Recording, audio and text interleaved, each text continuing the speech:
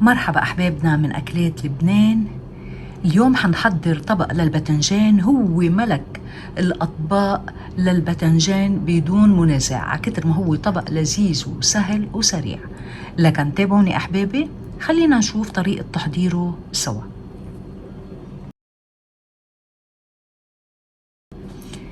أول شي عندي 3 حبات بتنجان. فيكن تستعملوا البتنجان المدعبل، أي بتنجان متوافر عندكم فيكن تستعملوه، بس أنا بفضل هيدا البتنجان، هيدي النوعية من البتنجان ما بتشرب زيت، الخاص بالمحشي. رح أقشر البتنجان. شوفوا هلأ من وصفة حنحصل عليها وقديش هي سهلة وسريعة بنفس الوقت. رح نقشر البتنجان بهالطريقة.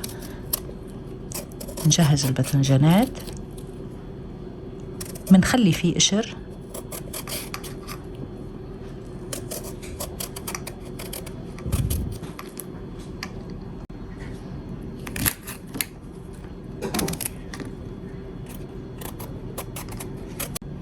وهيك منكون جهزنا البتنجان.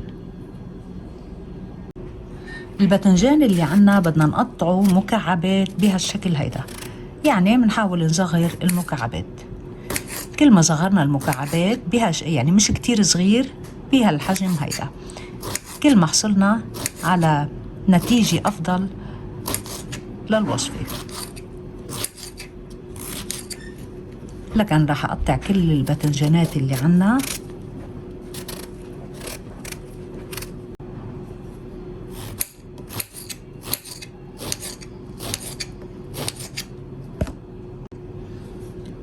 من بعد ما قطعنا البتنجان اللي عنا، هلأ رح أحط لهم رشة ملح، تقريبا ملعقة طعام صغيرة. بنخلطهم وبتركهم 5 دقايق على جنب بمصفاية تحت منها صحن ليصفوا ميتهم.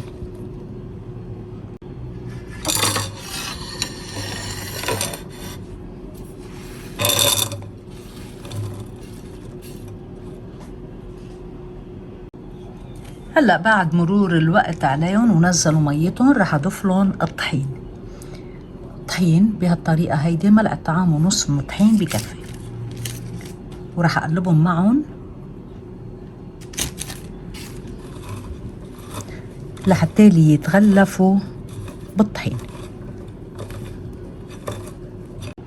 رح أضيف لهم بعد شوية طحين، وحطيتهم بالمصفية كمان. هلأ الطحين الزايد بينزل على الصحن لتحت.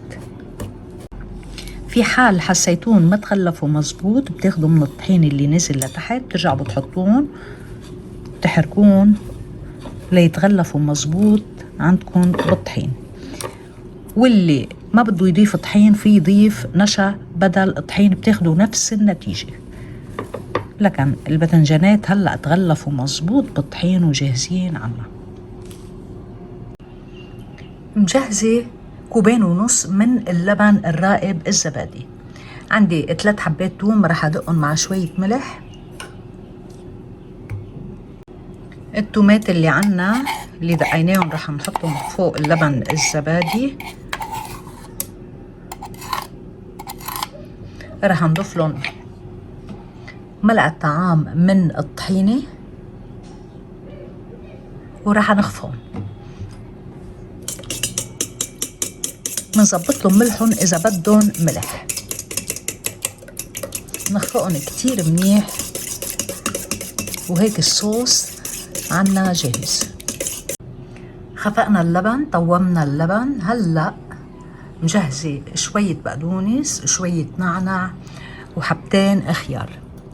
رح أقطع الخيار كمان مكعبات مثل ما قطعنا البتنجان. رح نقطعهم ونحطهم فوق اللبن. هيدي الوصفة مقرمشة، فيكن تقطعوها أكبر، هيدي حسب الرغبة وحسب الذوق.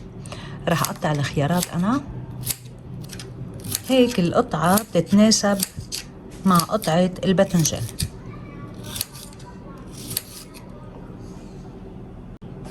الخيار اللي عنا رح نحطهم فوق اللبن.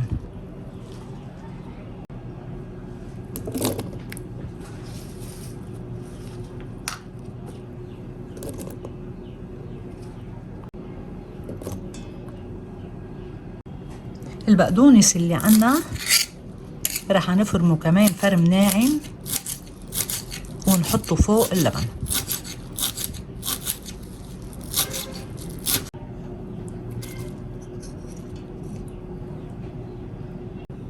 هلا النعنع اللي عنا رح ننقيهم. على فكرة كان فينا نحط نعنع يابس، بس بالنعنع الأخضر بتطلع أكيد أطيب وبيطلع شكل الطبق أجمل. الخضار كتير حلو بيطلع عنا بالطبق. لكن رح أورق النعنع اللي عنا ونفرمهم كمان، بس النعنع حأفرمه تقطيع خشن، حيكون أخشن من البقدونس.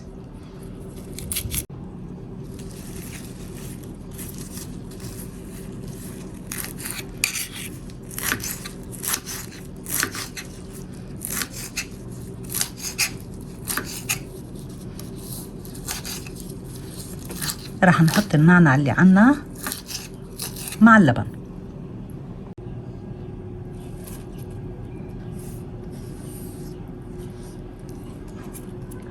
وهلأ رح اخلطهم وجاهزين عنا. لكن جهزنا الصوص، نحنا الباذنجان اللي عنا جاهز. من الضروري جدا النعنع ما نفرمه ونتركه على جنب من دون ما نحطه بصوص، ان كان صوص حامض او اي صوص مثل اللبن هلا، لحتى يضله محافظ على الخضار تاعه وما يسود عنا. بمجرد ما حطيناه بالصوص بضله اخضر، وهلا بتشوفوا ما شاء الله، وما بيتغير طعمه، لانه كمان النعنع بس يسود لونه كمان بيتغير طعمه، هيك بحافظ على لونه وطعمه. الباذنجان اللي عنا جاهز، وخلينا نبلش. هلا بمقلة على النار رح نحط زيت نباتي، بس قبل ما اقلي الباذنجان بدي اقلي شقفتين خبز. ننتظر ليحمى الزيت. حمى الزيت اللي عنا. هلا رح نقلي الخبز. من الأضبط انه نقلي الخبز قبل ما نقلي الباذنجان، هيك بيكون الزيت نظيف مشان ما ينزل الباذنجان الطحين نسرات. هيك نقلي الخبزة بالأول.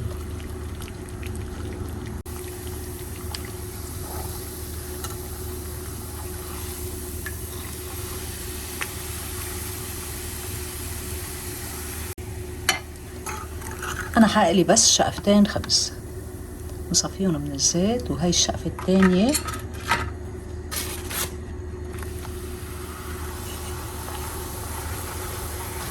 إذا بدكم تكتروا أكتر كمان خبز بعد شقفة ثالثة كمان تطلع أطيب وألذ، بتطلع مقرمشة كمان أكتر. تكون كمية الخبز أكتر، بتقرمشوا، بتحصلوا على وصفة ولا ألذ. هلأ هنبلش نحط الباذنجان اللي عنا.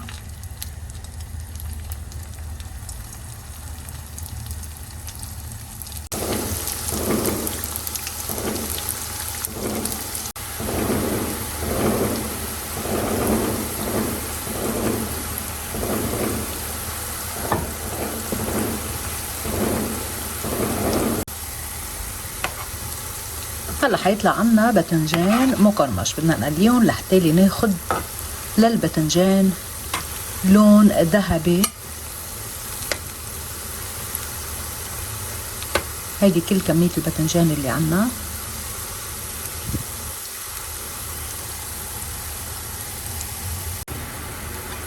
هالقد بكفي للباذنجان. شايفين حصلنا على هيدي التقميرة، هيك تمام. رح احطهم على صحن على جنب وننتظر عليهم ليبردوا. بنحط فوطة مطبخ او ورق سندويشات او اي شي يمتص الزيت، ونصفيهم كتير منيح. شلت الباذنجانات، رح انتظر عليهم لحتى يبردوا.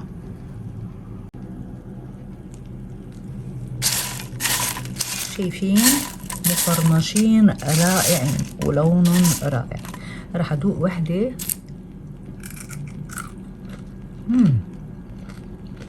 رائعين رائعين. رح نكسر الخبز اللي عنا بانتظار ليبردوا الباذنجانات ويصيروا بحرارة الغرفة. ما بدي انزلهم سخنين على الرائد.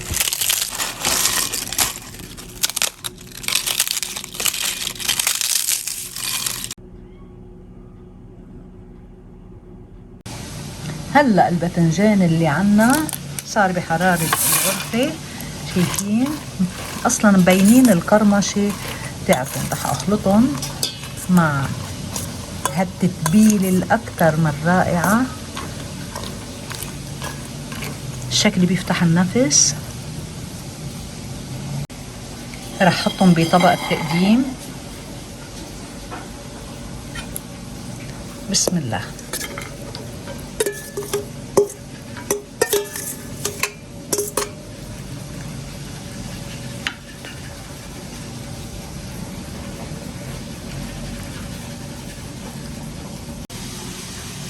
الخبز اللي قليناه رح اوزعه بهالشكل هيدا.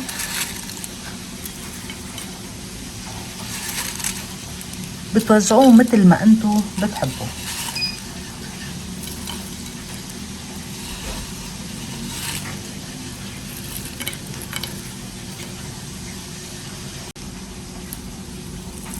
وطبقنا صار جاهز. وهلأ رح نحط شوية سماق.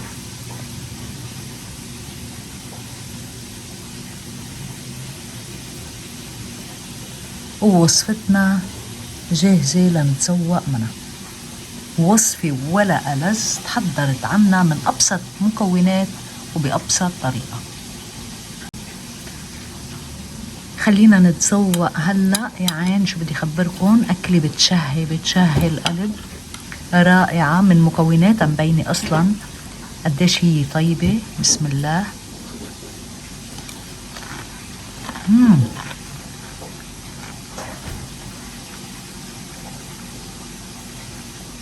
وصفتنا مش رائعة، أكتر من رائعة، أكتر ما هي طيبة ولذيذة.